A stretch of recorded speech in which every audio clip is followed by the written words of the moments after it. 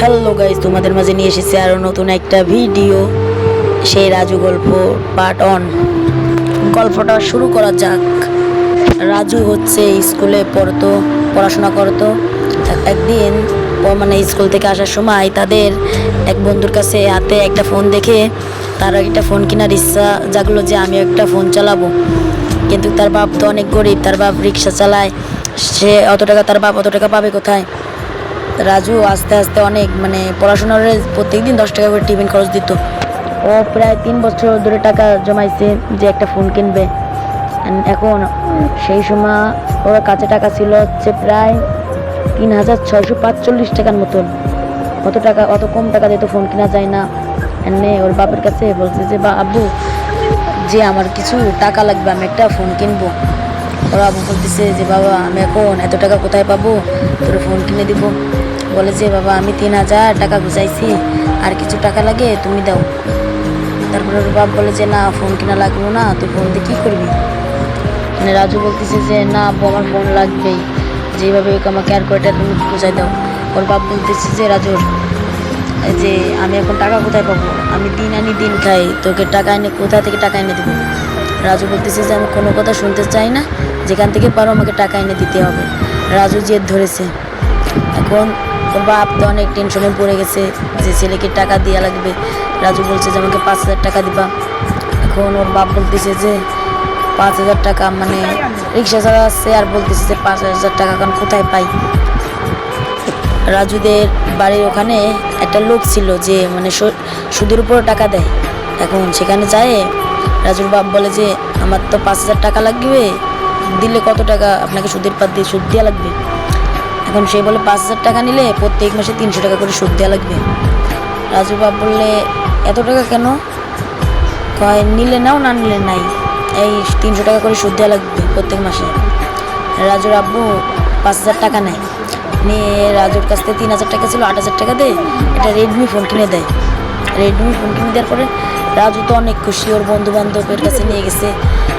এখন একটা গেম ছিল ফ্রি ফায়ার নাম, আস্তে আস্তে অনেকদিন ফোন ইউজ করছে রাজু। এখন দেখে যে সব যেখানে সেখানে পোলাপান বসে করে ফ্রি ফায়ার গেমটা খেলে। রাজুর আস্তে আস্তে ভালো লাগলো। 8000 টাকাতে একটা ফোন কিনে দিচ্ছিল, অত ভালো না, অনেক সময় অনেক দাম ছিল ফোনের, কিন্তু খারাপ একটা ফোন পাইছে। ওর বাবু তো অত বুঝে না যে ফোনের কীরকম, খারাপ একটা ফোন কিনছে। এখন রাজুরও ইচ্ছা হতো যে আমিও ফ্রি ফায়ার গেমটা খেলবো, কিন্তু রাজুর তো ফোন অত ভালো না। তাও রাজু রাত্রে এমবি ভরে ফ্রি ফায়ার গেমটা ডাউনলোডটি দেওয়ার পর কিছুদিন অনেক ভালো মতো খেলছে। খেলার পরে আস্তে আস্তে ফোন ল্যাগ দেয়। এখন রাজু ওর বাপের কাছে যেয়ে বলতেছে যে আব্বু, আমার যে ফোনটা কিনে দিছো এই ফোনটা তো ভালো না, আমার অন্য একটা ফোন কিনে দাও একটু দামি দেখে, ভালো ফোন। এখন রাজুর বাপ বলতেছে যে আমি অত দামি ফোন কোথায় পাবো, আমার কাছে তো টাকা নাই। রাজু এক কথা বলছে যে আমি কোনো কথা শুনতে চাই না, যদি ফোন না কিনে দাও আমি গলায় ধরে নেব।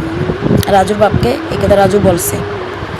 এখন বলার পরে রাজুর বাপ তো অনেক টেনশনে পড়ে গেছে যে আমি এত টাকা কোথায় পাবো, চালাই তো রিক্সা। এখন পরে বলছে যে রাজুকে বলছে তোকে এই ফোনটাই আমি ঠিক করে দেই, এই ফোনটাই চালা। রাজু তো মনে করেন সে রাগ বাগ করে ওর বাপকে অনেক কিছু বলছে।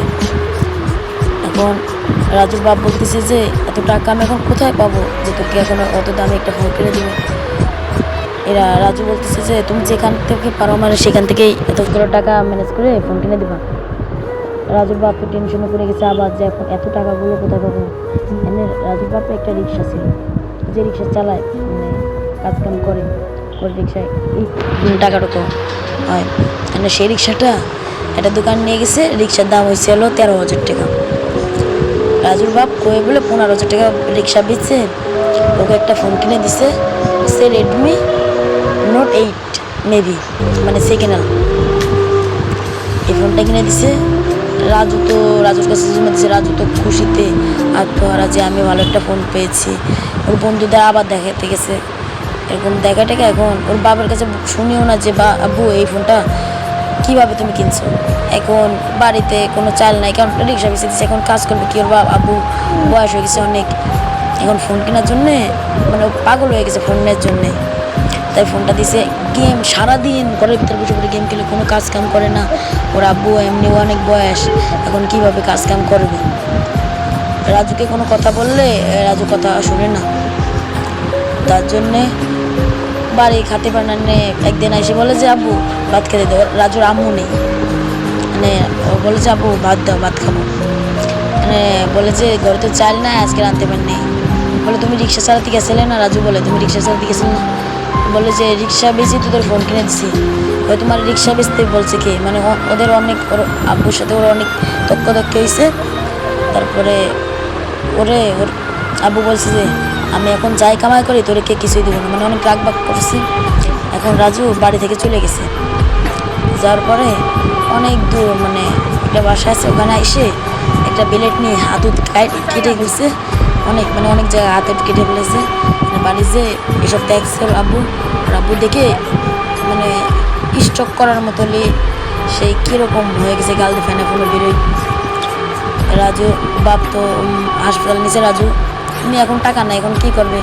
এখন রাজুর হাতের কাছে যে ফোনটা ছিল সেই ফোনটা বিক্রি করে টাকা পেয়েছিল 7,000 না 6,000 জন। সেই টাকা দিয়ে ওর বাপকে চিকিৎসা করছে। চিকিৎসা করার পরে ওর আব্বুকে আবার বলতেছে যে আব্বু আমি তো তোমাকে চিকিৎসা করছি, এখন তুমি দেখো কোনো কাম করতে পারো নাকি? কাম করতে পারলে আমাকে একটা ফোন কিনে দাও। এখন রাজুর বাপ বলছে যে না। গাইস, পার্ট 2 কমেন্ট করেন যদি দেখতে চান।